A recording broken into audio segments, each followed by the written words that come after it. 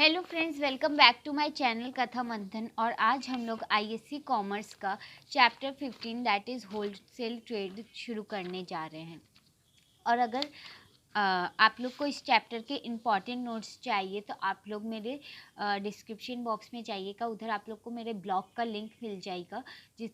उधर आप लोग क्लिक कीजिएगा तो आप लोग मेरे ब्लॉग से मेरा ये होलसेल ट्रेड का इम्पॉर्टेंट नोट्स मैंने उधर लिखा है, आप लोग उधर से भी पढ़ सकते हैं। और इंस्टा मोजो का भी लिंक मैंने उधर प्रोवाइड कर दिया है, तो वहाँ जाके आप लोग मेरा बुक भी बाय कर सकते हैं।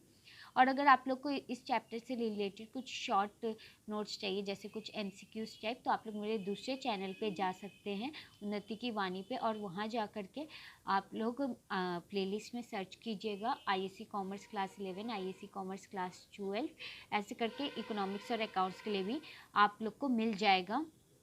Start with chapter 15 wholesale trade that is wholesalers. तो होलसेलर्स का मतलब आई होप आप लोग को पता होगा, जो लोग होलसेल ट्रेड करते हैं। होलसेल ट्रेड क्या होता है?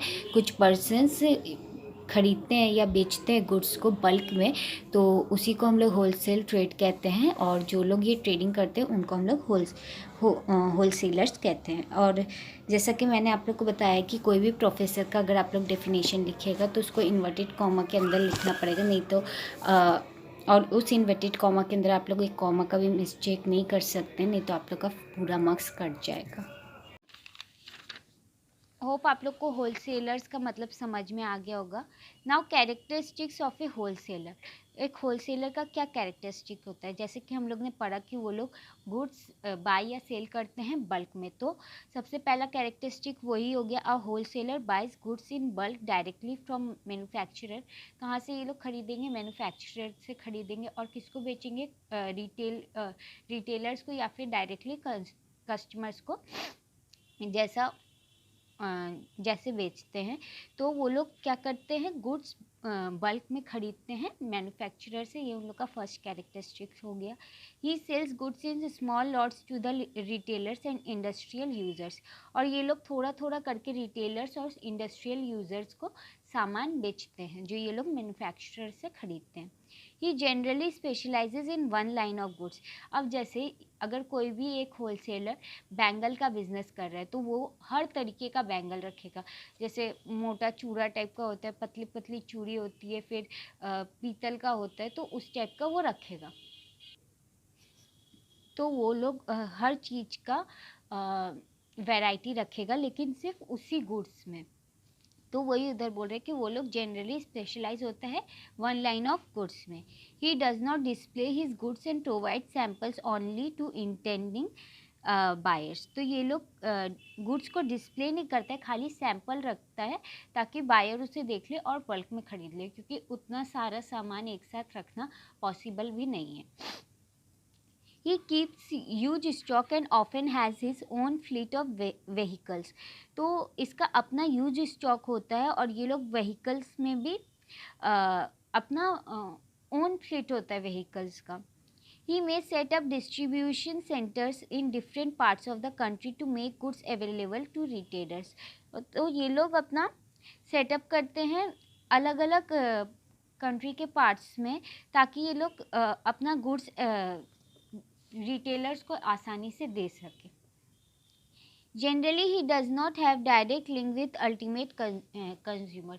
अब जो रिटेलर होता है वो लोग तो होलसेलर से लेके कंज्यूमर को देता है, तो ये कंज्यूमर और होलसेलर के बीच में रिटेलर आ गया, मतलब एक मिडिल मैन हो गया। तो इधर होलसेलर का कंज्यूमर के साथ कोई भी डायरेक्ट लिंक नहीं है।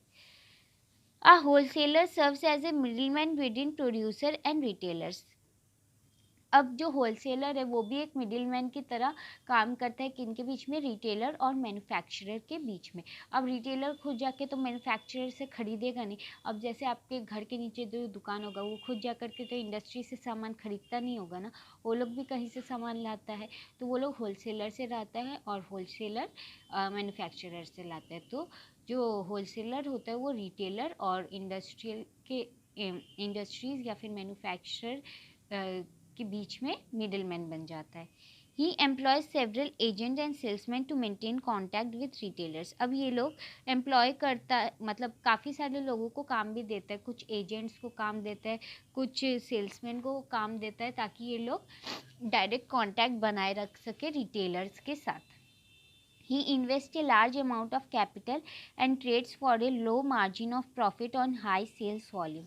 और ये लोग large amount of capital invest करता है अपने बिजनेस में, क्योंकि ये लोग ह्यूज बल्क में सामान खरीदता है, और trades for a low margin of profit. और यहाँ पे जो प्रॉफिट मार्जिन है वो थोड़ा कम होता है ऑन हाई सेल्स वॉल्यूम। अगर ये लोग एक साथ बहुत ज़्यादा बेचते हैं, बहुत ज़्यादा, अगर ये लोग मान लीजिए 100 पीस कुछ खरीद के लाया है और 98 पीस अगर बेचा, तो उसमें प्रॉफिट मार्जिन कम होता है इन लोग के लिए।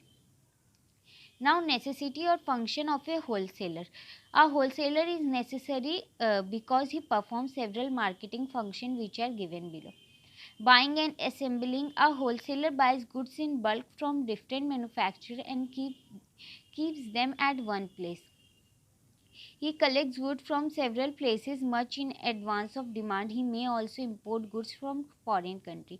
तो बाइंग एंड असेंबलिंग मतलब जो होलसेलर होता है वो लोग गुड्स बल्क में ख़रीदता है मैन्युफैक्चरर से और एक जगह रखता है, और ये लोग कलेक्ट करता है हर जगह से गुड्स कलेक्ट करता है जो वो लोग देखता है कि अभी डिमांड में ज़्यादा चल रहा है। इनफैक्ट ये लोग फॉरेन कंट्रीज से गुड्स इंपोर्ट भी करता है। तो ये था हम लोग का बाइंग एंड असेंबलिंग।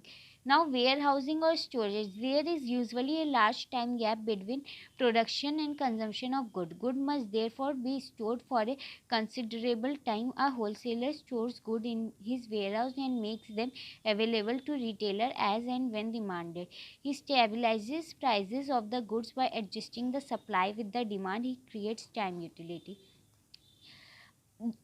अब यहाँ पे एक टाइम गैप होता है प्रोडक्शन और कंजप्शन ऑफ गुड्स के बीच में।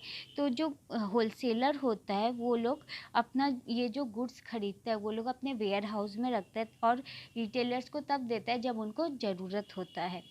और जब वो होलसेलर देखता है कि ये चीज़ अभी डिमांड में आ गया है, जैसे बीच में आप देखे होंगे कि प्याज का दाम बढ़ गया था बिकॉज़ उसका सप्लाई कम हो गया था, और सप्लाई कम हो गया था इसलिए उसका डिमांड बढ़ गया था, इसलिए उसका प्राइस भी बढ़ गया था, इसलिए तब होलसेलर्स वो सब प्याज निकाल दिए थे।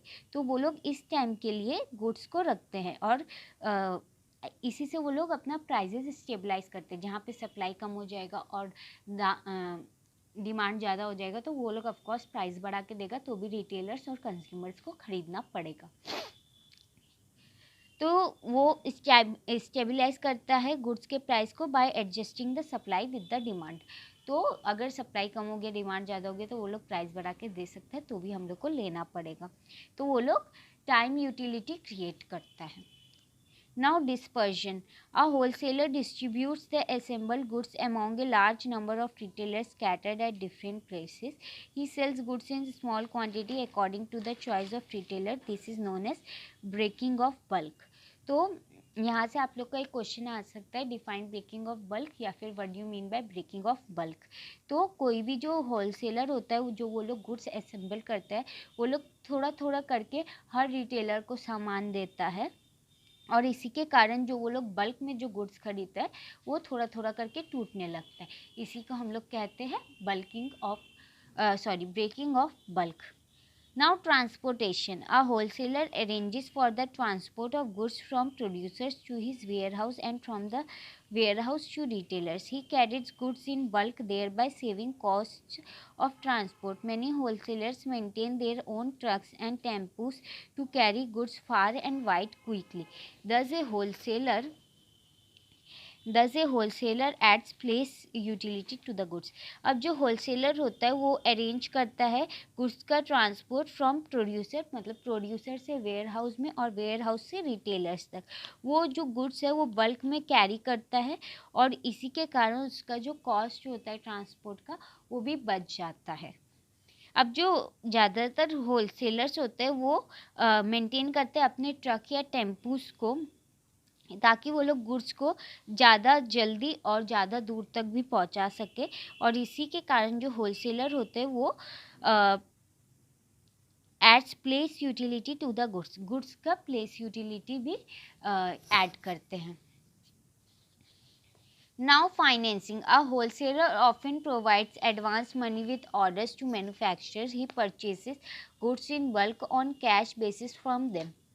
In addition, he often sells goods on credit basis to retailers. In this way, he provides finance to both producers and retailers. तो जो wholesaler होता है वो प्रोवाइड भी करता है अपना advance money with orders to manufacturers, manufacturer को एडवांस मनी भी देता है और परचेज करता है गुड बल्क में कैश बेसिस से भी।